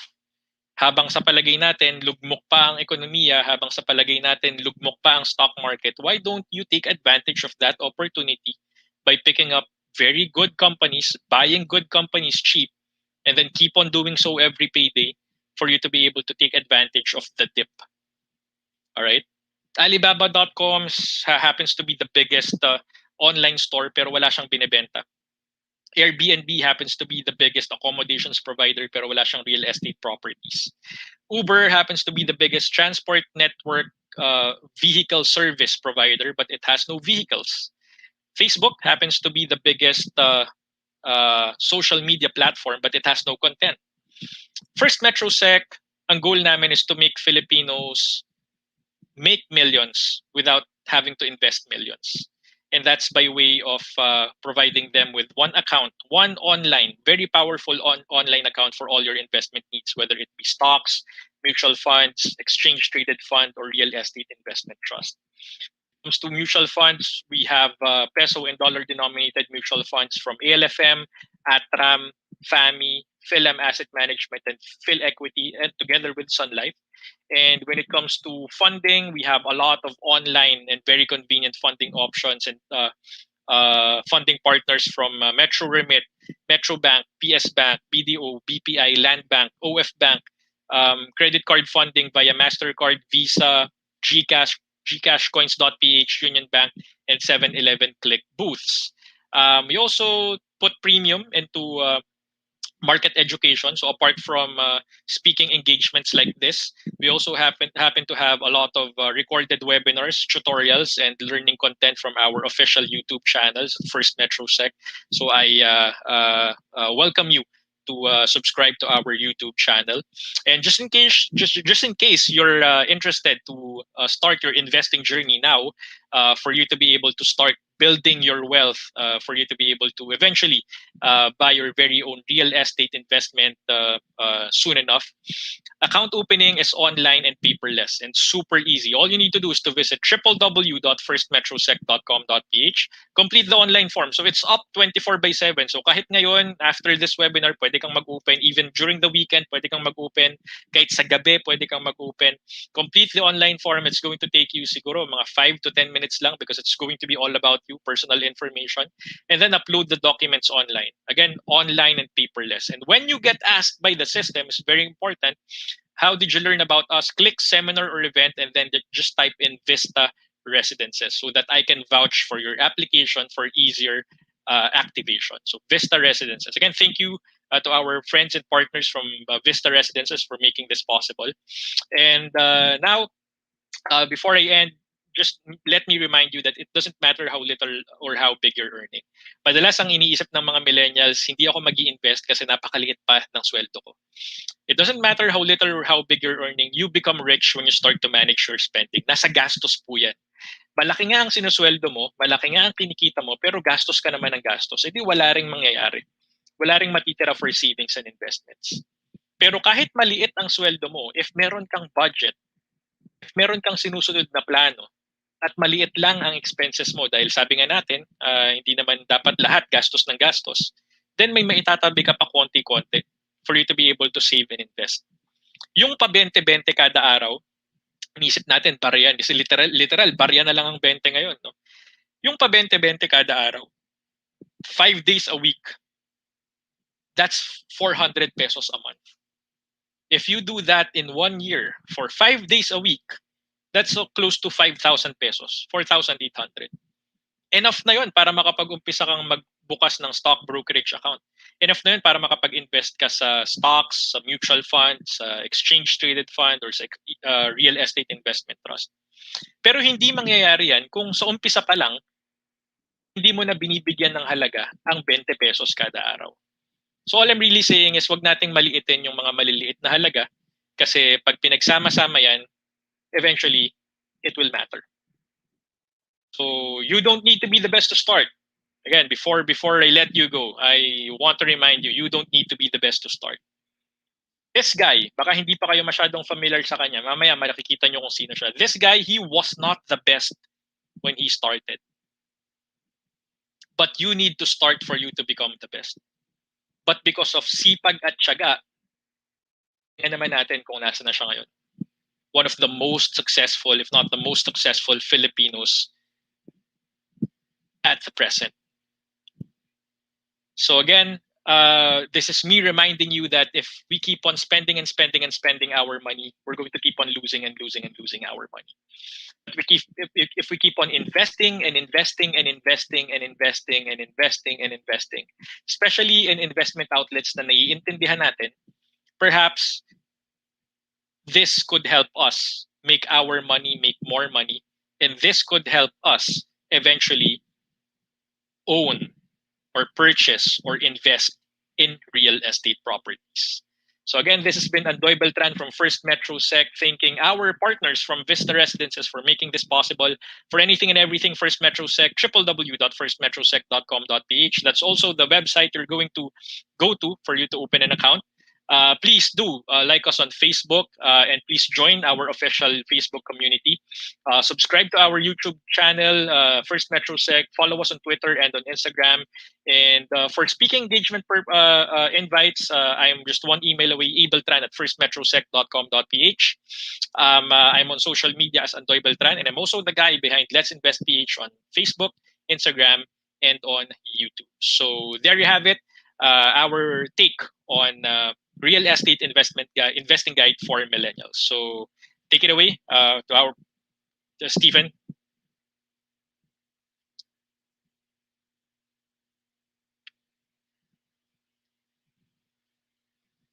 Sorry. Okay, there.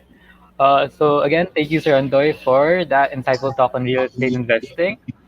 So now we will move on to our Q&A portion of the program. So if you have any questions, leave them in the comment section below, and we will get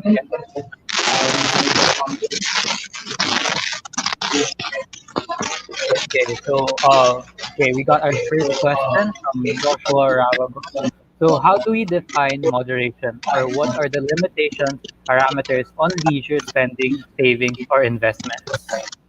Yeah, very good question, Joshua. No, again, because of time constraints, kasi I wasn't able to talk too much about talk a lot about budgeting.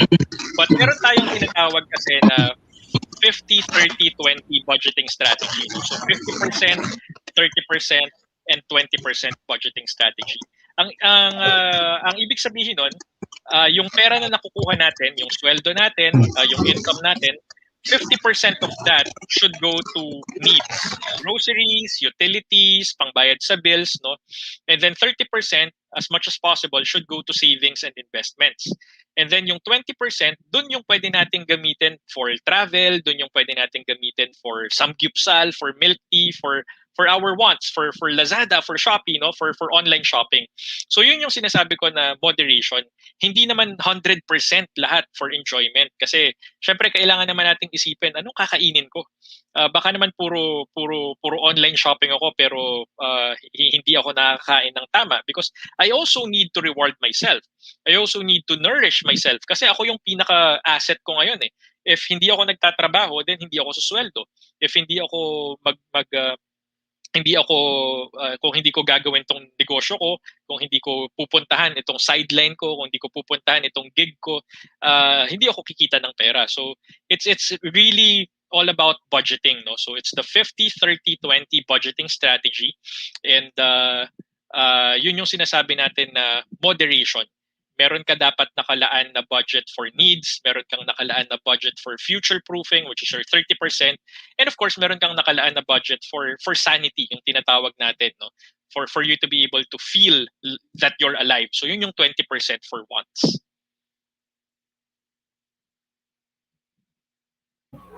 Okay, all right. So we really do have to check our priorities and budget. So okay.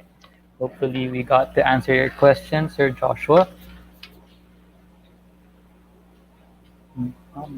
Nakamute po si Steve.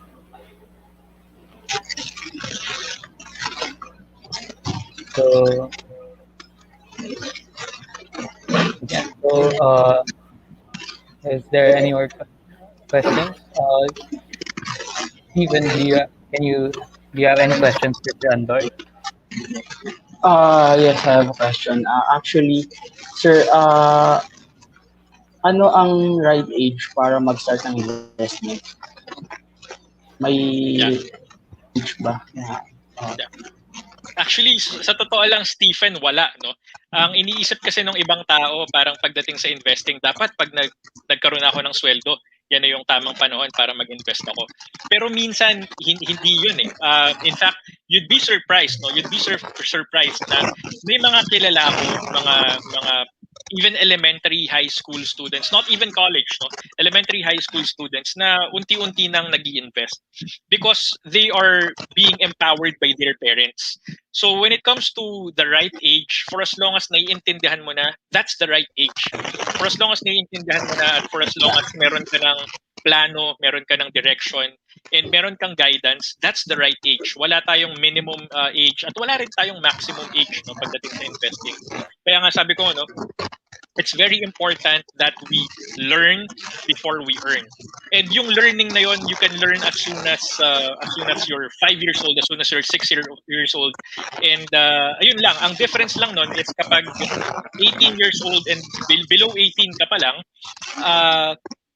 you're going to have to seek the assistance of your parents for you to start investing kasi kailangan mo mag-open ng joint account or in-trust for account with the bank at kailangan mo rin mag-open ng in-trust for account na investment account kasi hindi ka pa pwedeng mag-open because you're still a minor.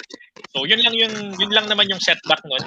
But when it comes to the right age to start investing, there's no such thing. For as long as you know, for as long as you already understand the repercussions of investments, and for as long as you're being guided by your parents, then that's the right age.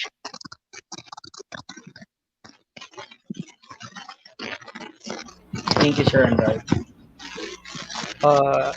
Okay, Sir Andoy, I think one more question. So, I think as Filipinos or most of us, we're scared of investing because of the risk. I think that's one of the most high causes. So, how can we like go about the risk, or how can we like manage with thinking of the risk?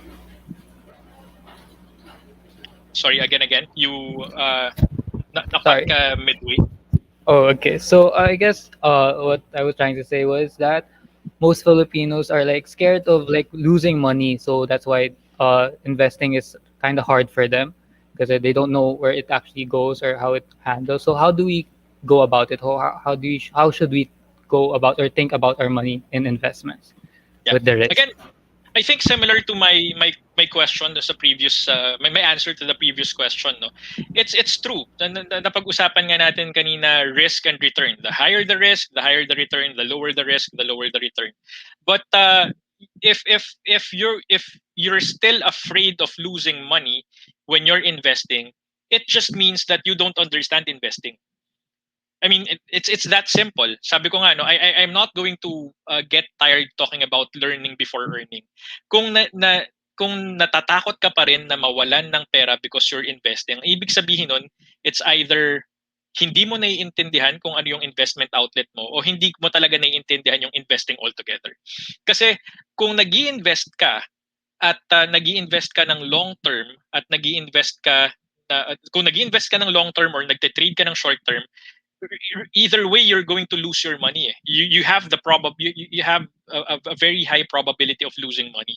The problem lang there is you may lose your money and withdraw at a loss because you don't understand the product, you don't understand the investment vehicle, or you may lose money and keep on investing.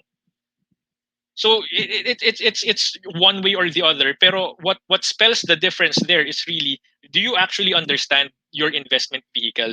Do you actually understand yourself as an investor? No? So that yun yung nagiging source ng fear. Yung hindi mo naiintindihan. Kasi kapag hindi mo naiintindihan ng isang bagay, parang sa isang lugar. Kapag hindi ka mo kabisado ang isang lugar, minsan nagpapanik ka eh. Minsan umiiyak ka, parang naliligaw yata ako. Pero kung alam mo kung anong gagawin, alam mo kung sinong lalapitan, alam mo kung kanino ka pwedeng magtanong, alam mo kung kanino ka pwedeng humingi ng tulong, then you'll probably get yourself out there dun sa situation na yun, no? So I think yun yung usually, no, madalas nagiging source ng fear natin, because at any rate, sabi ko nga, there's no such thing as a guarantee when it comes to investing. You have malaki ang probability na bumaba ang value ng pera natin pagdating sa investing, but the what spells the difference there is kapag bumababa, magwi-withdraw ka, or kapag bumababa, are you going to keep on investing? Are you going to keep on buying more? Kasi yun yung doon natin malalaman kung talagang naiintindihan mo yung pinasok mo or hindi. Okay, thank you for that clear explanation, sir.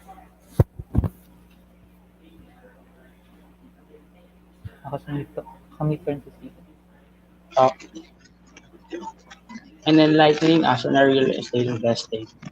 Actually, it reminds me a lot of my economic subjects, especially the law and supply of demand, way back my college days. And actually, I learned a lot of things, including what Mr. Andoy said a while ago. Manage your money in the right way, because money can make more money as long as you use it in a good way.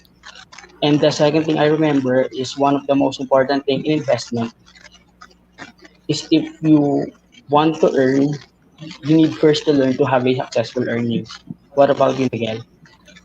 Yeah, that's right. So I feel the same way. And with Sir Antoy's talk, I learned that we have so many options on where we can invest, and it's kind of easy. We have very easy ways to invest. So, and soon we have another option, the REIT.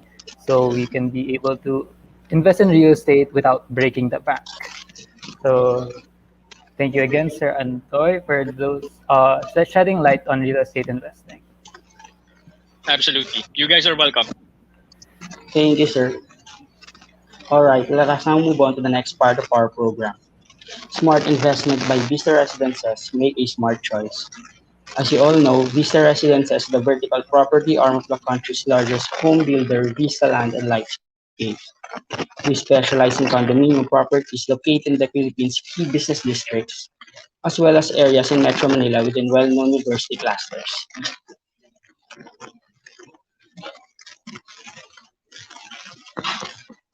So first, let's discuss the projects in Quezon City. So in Quezon City, so in Katipunan, Vista Residences has a project in Katipunan. Three projects in Katipunan, which is the first one is the 309 Katipunan, which is located at 309 Katipunan Avenue, Quezon City. The second one is the Vista Point, which is located at 329 Katipunan Avenue, Quezon City. And the last one in the Katipunan project is the Hawthorne Heights, which is located at 267 Katipunan Avenue, Quezon City. And also the Vista Residences as a project in New Manila, the Pinecrest, which is located at Aurora Boulevard, corner Balete Drive, Quezon City. The second one is the Will Tower, which is located at Eugenio Lopez Drive, Diliman, Quezon City. And the last one in the Quezon City projects is the Symphony Towers, which is located at 6 Sergeant Esguerra Avenue, Diliman, Quezon City. So business districts. The Vista Residences also has a project all over in Metro Manila. The first one is in Mandaluyong, the Vista Residences, which is located at 515 Shaw Boulevard, corner Laurel Street, the Vista Shaw. The second one is the Courtyard, which is located at Pedro Cayetano Boulevard, Taguig City.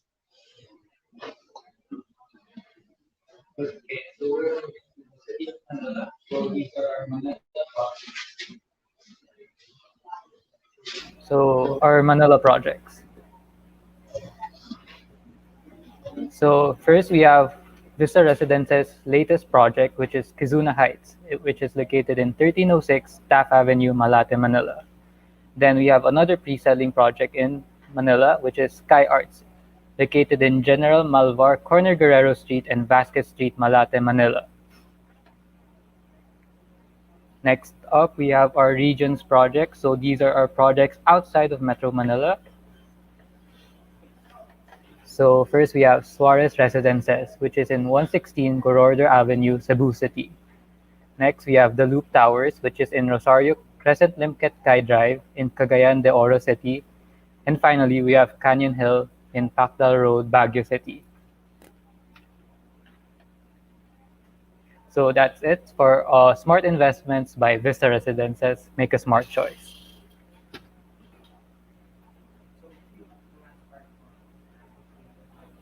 Winners of our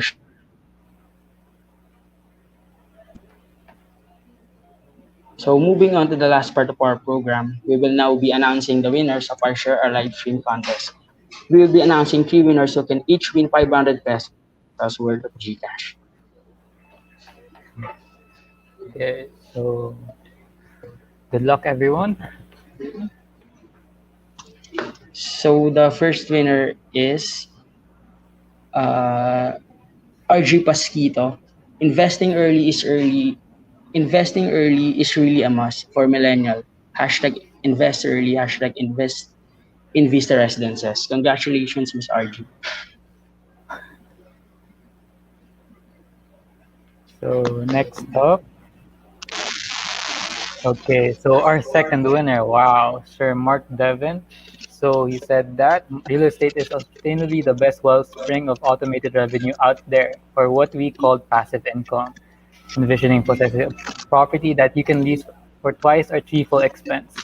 On the off chance that you put resource into the correct spot with the right area and appreciation rates, you can basically retire early. Oh, so I guess Sir Mark was able to listen well on the talk today. So congratulations, Sir Mark, on winning 500 pesos GCash.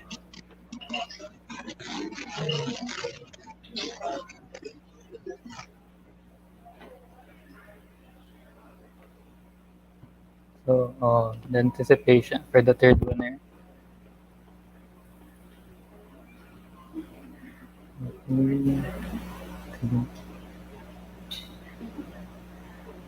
So I guess here's a little build up for our final winner.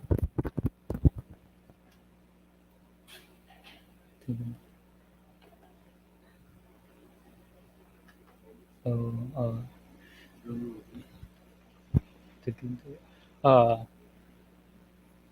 okay, so again, congratulations again to their first two winners. So now okay there, Stephen.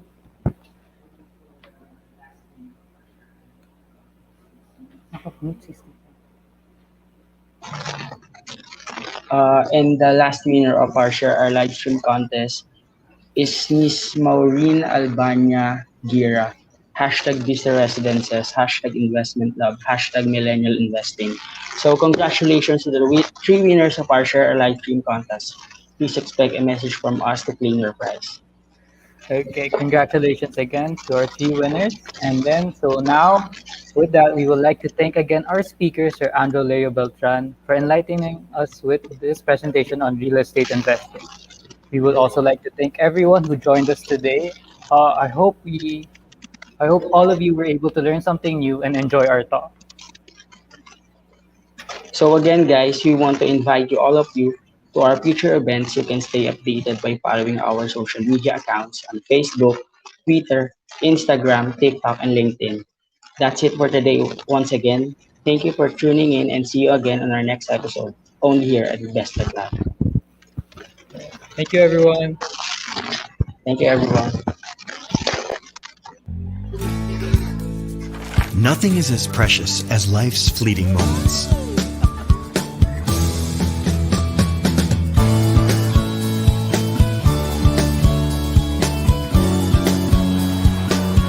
In them, we feel alive. In them, we see the things that matter most. Vista Residences lets you live in these moments by being just a heartbeat away from everything.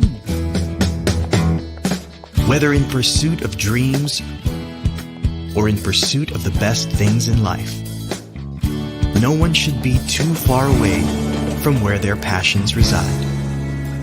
We create beautiful spaces to live in the middle of the city, so anyone can make of the moment and live those moments beautifully.